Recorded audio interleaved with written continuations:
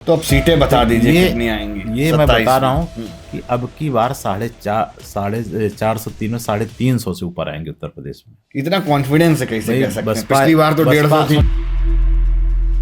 थी। ये लोग कहते हैं ईवीएम हैक हो गई। ईवीएम हैक करना हो तो कर्नाटक नहीं कर लेंगे, बंगाल नहीं कर लेंगे। अब हो सकता है अगर अब इस बार बंगाल जीती जाएंगे, आप कह रहे हैं। अगली बार हो सकता है कर्नाटक भी जो है सफाया कर दें। वो जीते तब ईवीएम ठीक, भाजपा जीते तो ईवीएम खराब।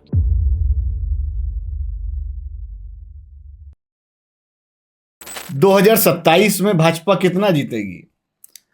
2027 में हम 17 से पार जाएंगे, क्योंकि अब जनता हमको ज्यादा भर भर कर देना शुरू किया है। हमारी भी कल्पना से सफाई का ये जो एसआईआर वाली सफाई चल रही है, SIR इसका भी तो फर्क पड़ेगा ना। इसका भी फर्क पड़ेगा, क्योंकि वोटर लिस्ट शुद्ध होगा। पिछला SIR समाजवादी पार्टी की सरकार में हुआ था, उन्होंने वोटर लिस्ट में बहुत अशुद्धियां की।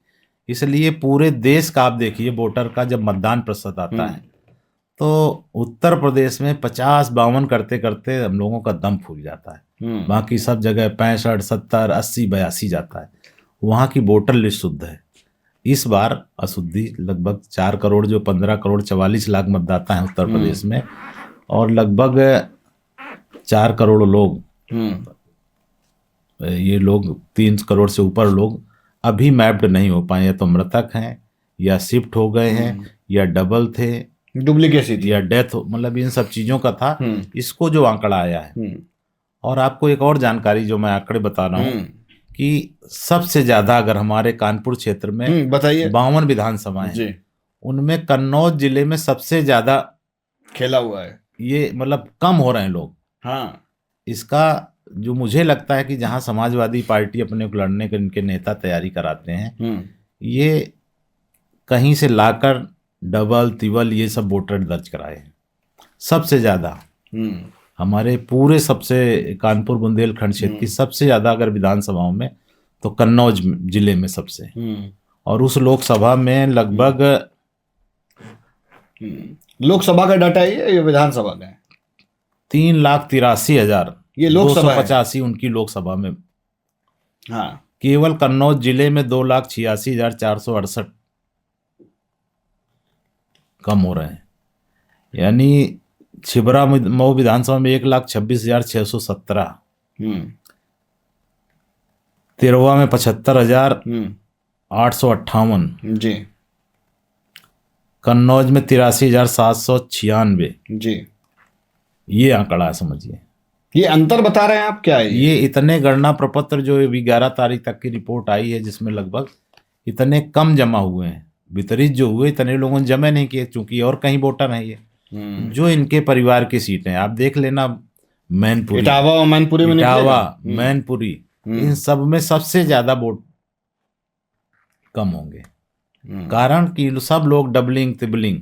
अच्छा, जहां भाजपा जीती हुई है पिछले लगातार लेगेसी से, वहां नहीं फर्क पड़ेगा? वहां टोटल कम है, और जगह का 40-50 हजार का है, और इनके यहाँ सब जगह 80-90 1 लाख इस एवरेज में समझिए। तो मैं सब जगहों जो देखा है आपको आंकड़े बता रहे हैं कि ये जहां से इनके परिवार के लोग लड़ना, तो सैफई वाले कन्नौज में भी वोटर होंगे, कन्नौज वाले सैफई में भी होंगे, सैफई वाले मैनपुरी में भी होंगे। तो अब सीटें बता दीजिए कितनी आएंगी। ये मैं बता रहा हूँ कि अब की बार 450 से ऊपर आएंगे उत्तर प्रदेश में।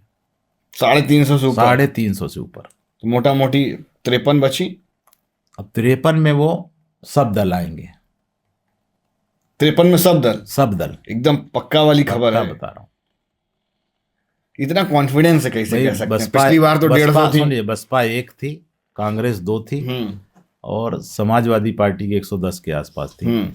ये सब इनके कारनामे देखकर इस बार आप देख लेना, जनता और SIR हो जा रही, वोटर लिस्ट शुद्ध होने के बाद ये 350, 325 हमारी आई थी 2017 में, 25 हमारी कम से कम और बढ़ेंगे SIR के बाद, और 350 से ऊपर आएंगी सीटें। अखिलेश यादव जो 50 बिहार में जो RJD हुई, उससे बुरी दुर्गति यहाँ, उसी तरह से इनकी भी 20-25 जैसे उनकी आई हैं, वैसे इनकी भी आई। अच्छा, एक प्रश्न और पूछ रहे हैं। एक बड़ा जो है वायरल हुआ था बिहार का, कि जो वोट बैंक मिले हुए थे लगभग 1,22,000 करके, ऐसे 5-7 लोगों को मिले हुए थे बीजेपी से। तो कुछ सेटिंग होती क्या? मतदाता से तो भैया का मतदाता का दिल जीतो, वोट पा जाओ। नहीं, ये लोग कहते हैं ईवीएम हैक हो गई।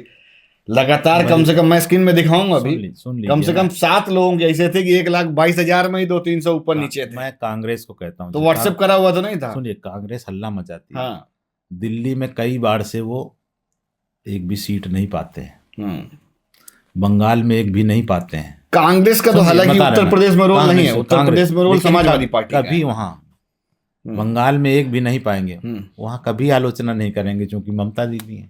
उनको सिर्फ भाजपा से है दिक्कत। भाजपा, वो कर्नाटक में जीत जाते हैं, अगर भाजपा क्या वहाँ भूल जाती है क्या? अगर ईवीएम हैक करना हो तो कर्नाटक नहीं कर लेंगे, बंगाल नहीं कर लेंगे। अब हो सकता है अब इस बार बंगाल जीती जाएंगे, आप कह रहे हैं। अगली बार हो सकता है कर्नाटक भी जो है सफाया कर दें। वो जीते तब ईवीएम ठीक, भाजपा जीते तो ईवीएम खराब। वेंटिलेटर में रखते हैं आप लोग। मैं बता रहा ना कि वो केवल एकदम नहीं खत्म करते, क्या वेंटिलेटर पे रखो, जरूरत पड़ेगी तो वापस फिर जिंदा कर लेंगे। उनको सुनिए, उनका केवल इतना गणित है कि वो जीतना चाहिए हर हाल में।